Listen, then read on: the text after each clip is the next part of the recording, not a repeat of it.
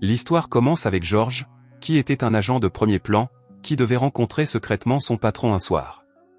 Quelqu'un dans leur équipe était un traître. George a reçu une feuille de papier avec 5 noms de personnes qu'il pensait être les traîtres. Sa femme, Catherine, figurait sur cette liste. Le patron lui a expliqué que Catherine était également une agente de haut rang ayant un accès important à la sécurité et qu'elle avait donc un motif et la capacité d'être la traîtresse. Le patron lui a dit qu'il devait rapporter la vérité. Ils avaient récemment perdu un appareil très important appelé Sévru, qui appartenait au centre de sécurité informatique du Royaume-Uni. Si Sévru était utilisé comme prévu, de nombreuses personnes innocentes mourraient. Mais George demanda une semaine à son chef. Il promit qu'il trouverait le traître. Quelques jours plus tard, George prépara un copieux repas pour une fête. Il monta ensuite à l'étage pour chercher Catherine, sa femme. George avait invité les 5 personnes de la liste à dîner afin d'essayer de trouver le traître. Avec George et Catherine, ils étaient donc 6 à dîner. Catherine savait qu'il y avait un traître dans leur organisation. Elle pensait que George allait utiliser la machine à détecter le mensonge, mais il avait un plan différent et plus discret. Les 4 invités mangèrent le curry contenant la drogue de vérité et commencèrent à parler plus ouvertement. Un homme au visage rond nommé Freddy déclara soudainement que George avait espionné son père. Il a dit que son père était un coureur de jupons qui le trompait souvent. George avait filmé son père en train de le tromper et avait montré la vidéo lors d'un dîner de famille. Cela avait ruiné le travail de son père et son mariage. Freddy a déclaré que personne n'embaucherait un espion qui pouvait être battu par son propre fils. George, sachant que la drogue allait faire davantage effet, a proposé de jouer à un jeu. Tout le monde s'assit autour de la table. Chacun devait donner une résolution pour la nouvelle année à la personne à sa droite, comme par exemple essayer d'arrêter de fumer. Quand ce fut le tour du docteur Zoé, elle donna une résolution à James, qui était très impatient d'être promu. Sa résolution était que James arrête d'essayer d'obtenir le poste le plus important. James sourit et ne dit rien. Mais peu après, la plus grosse dispute de la soirée éclata entre Clarissa et Freddy, qui étaient mariés. Freddy était gêné et en colère parce que ses secrets avaient été révélés.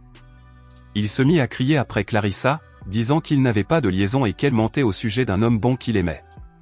Il a ensuite évoqué les problèmes familiaux de Clarissa pour la blesser. Mais Freddy a été surpris lorsque George l'a démasqué, tout comme il l'avait fait avec son père.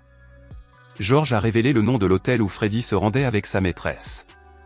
George savait également que Freddy profitait de ses réunions de travail pour la voir en secret. Clarissa était tellement bouleversée qu'elle a pris un couteau de cuisine et a poignardé Freddy à la main. Le dîner s'est terminé de manière absurde. Après le départ de tout le monde, Catherine a émis l'hypothèse que George avait pris trop de drogue de vérité. George ne lui a pas dit qu'elle se trompait. En rangeant, elle a trouvé un ticket de cinéma déchiré dans la poubelle. L'heure indiquée sur le billet indiquait que Catherine aurait dû être en voyage à l'étranger. George se sentait méfiant, mais ne le montrait pas encore. Pendant ce temps, le patron de George ne rentrait pas souvent à la maison. Mais un soir, après avoir fini son verre de vin, son corps se mit à trembler de manière incontrôlable et il mourut. Le lendemain matin, George se réveilla plus tôt que d'habitude et prépara le petit déjeuner. Il fit comme si de rien n'était et demanda à Catherine si elle voulait aller voir un film. Catherine répondit qu'elle devait partir en voyage d'affaires à l'étranger le mercredi. Lorsque George mentionna le nom du film sur le billet qu'il avait trouvé, elle dit qu'elle n'en avait jamais entendu parler. Cependant, pendant que Catherine ne regardait pas, George glissa discrètement sa carte de visite dans son sac. Après cela, George se rendit au travail à l'heure. Il dit à la réceptionniste qu'il avait oublié sa carte et utilisa sa carte d'identité pour obtenir un laissez-passer temporaire. Dès que George est entré dans le bureau, Freddy s'est approché et lui a dit que leur patron était décédé subitement la veille au soir d'une crise cardiaque. Freddy a trouvé cela étrange car leur patron était si jeune. Peu après, George s'est rendu à l'étage où se trouvait le bureau de Catherine car il voulait récupérer son badge. Catherine était en réunion, elle a donc donné son badge à George. George s'est ensuite rendu directement dans le bureau de sa femme sans s'arrêter. George a d'abord enfilé des gants en caoutchouc pour ne pas laisser d'empreinte digitale. Il a ensuite allumé l'ordinateur de Catherine et a consulté son agenda récent. Il vit qu'elle avait prévu un voyage d'affaires à Zurich ce mercredi-là, avec des coordonnées géographiques précises. George nota rapidement ses coordonnées. Après la réunion, Catherine se rendit dans le bureau du docteur Zoé, responsable du département de guerre des signaux.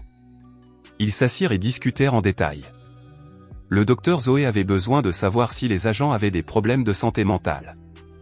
En même temps, après le travail, George se rendit à son lieu de pêche sauvage habituel. La pêche était pour lui un moyen de se détendre et de réfléchir. Quand il pêchait et réfléchissait à ses problèmes, il lui venait souvent de nouvelles idées. George regarda vers le rivage et vit que James l'avait retrouvé. Il retourna rapidement sur le rivage. James lui dit qu'il s'était passé quelque chose d'important. Il lui expliqua que leur équipe financière collaborait toujours avec les autorités fiscales, contrôlant régulièrement les banques et les paradis fiscaux pour s'assurer qu'aucune de leurs fausses identités n'était utilisée pour ouvrir des comptes secrets à l'étranger. Il n'y avait jamais eu de problème auparavant, mais cette fois-ci, ils avaient découvert de manière surprenante que quelqu'un avait utilisé le nom de Margaret pour ouvrir un compte à l'étranger. Le nom Margaret était un ancien faux nom utilisé par le FBI il y a 20 ans et devait être bloqué dans leur système. Mais hier, une énorme somme d'argent, 7 millions de livres sterling, a été transférée depuis ce compte. Quelqu'un a donc volé cette identité secrète pour recevoir tout cet argent. Et où est passé l'argent? À Zurich. Le cœur de George se serra.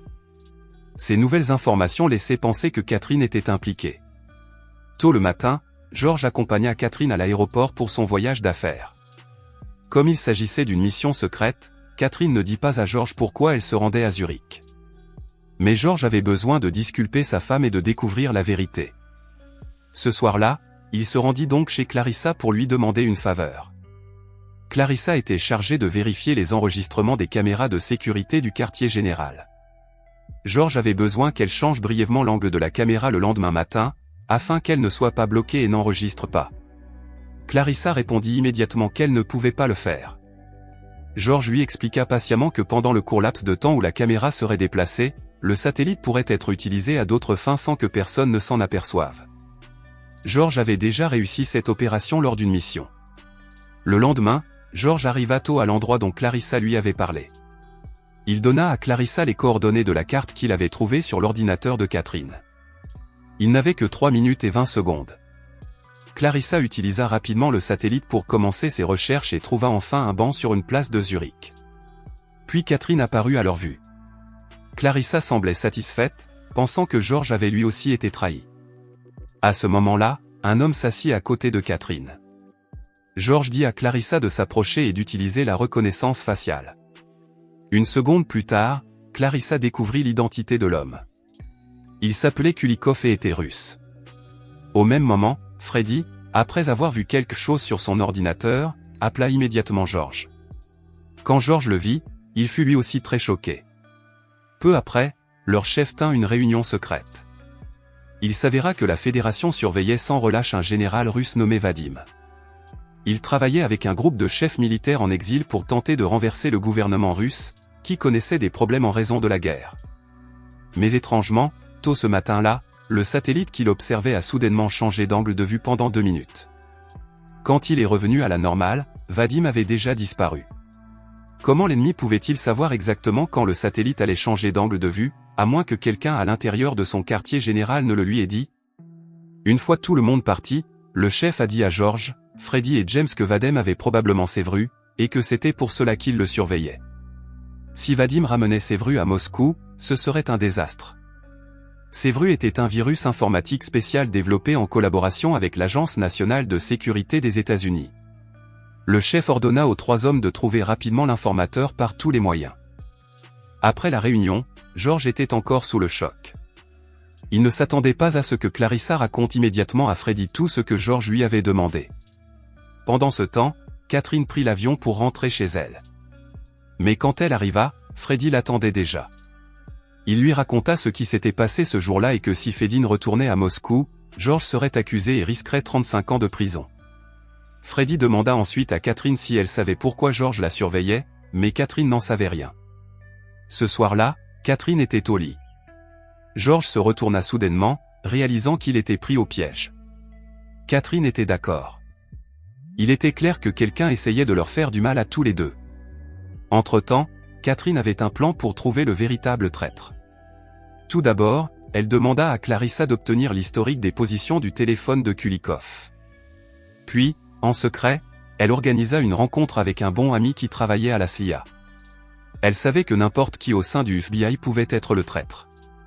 Il s'est avéré qu'après sa rencontre avec Kulakov, il avait secrètement placé un dispositif de localisation sur lui. Cette fois, elle a utilisé ses relations pour convaincre la CIA d'envoyer un drone pour tuer Kulakov et Vim, affirmant qu'il représentait une menace pour le pays. Peu après, Catherine a rencontré son patron, Arthur, dans un restaurant de sushi. Elle savait qu'Arthur était certainement impliqué, sinon quelqu'un de leur rang n'aurait pas pu leur faire de mal, à elle et à George. Catherine a dit à Arthur qu'il devait immédiatement mettre fin à son plan. Arthur a éclaté de rire et lui a répondu qu'il était trop tard, lui disant de vérifier l'état des drones de la CIA. L'action de Catherine était logique, car si une fusion nucléaire se produisait, de nombreuses personnes innocentes mourraient. Peu importait la colère d'Arthur. Au même moment, un drone volait à toute vitesse vers Kulakov et Vadem, puis larguait une bombe, les tuant tous les deux sur le coup. Si Arthur était derrière tout cela, alors quelqu'un parmi eux devait l'aider. Ce dîner était l'occasion de capturer cette personne. Tout le monde arriva rapidement. Catherine annonça les règles. Catherine annonça que tout le monde répondrait à tour de rôle aux questions de George et que ceux qui répondraient mal seraient punis. Pour se sauver, les invités n'avaient d'autre choix que de participer. Ce soir-là, George lui demanda « As-tu intentionnellement jeté le billet de cinéma à la poubelle pour que je soupçonne Catherine ?» James nia. George continua à révéler le plan de James. Il expliqua qu'Arthur avait initialement suggéré à James de voler Sévru, car cela déstabiliserait Moscou, piégerait Catherine et éliminerait George. Un plan parfait. James vola ensuite Sévru et trompa Catherine en lui faisant croire qu'il allait récupérer le virus à Zurich. Il jeta ensuite le billet de cinéma pour éveiller les soupçons de George sur les intentions de Catherine. James avait également deviné que George demanderait à Clarissa de rediriger le satellite pour surveiller Catherine, ce qui donnerait à James l'occasion de faire s'échapper Vadim pendant le moment d'aveuglement temporaire du satellite. La dernière partie de son plan consistait à faire passer George pour le traître. Ce plan intelligent avait cependant un défaut fatal. James avait personnellement ouvert le compte à l'étranger, au Myanmar. George montra alors une série de photos de James à la Myanmar Bank. Voyant les preuves, James cessa de tout nier. Il saisit le pistolet et avoua avoir tout fait. Il affirmait avoir raison, car c'était une occasion unique d'affaiblir la Russie. À cette fin, il avait même utilisé du poison pour tuer leur supérieur.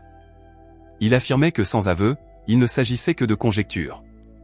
James fut choqué lorsqu'il réalisa que George, l'agent expérimenté, avait caché un dispositif d'enregistrement et que le pistolet que James tenait dans sa main était faux. La situation changea immédiatement. George enveloppa ensuite le corps de James dans un tapis et le jeta dans sa zone de pêche sauvage. Arthur, également coupable, n'osa rien dire et dut considérer la disparition de James comme un accident.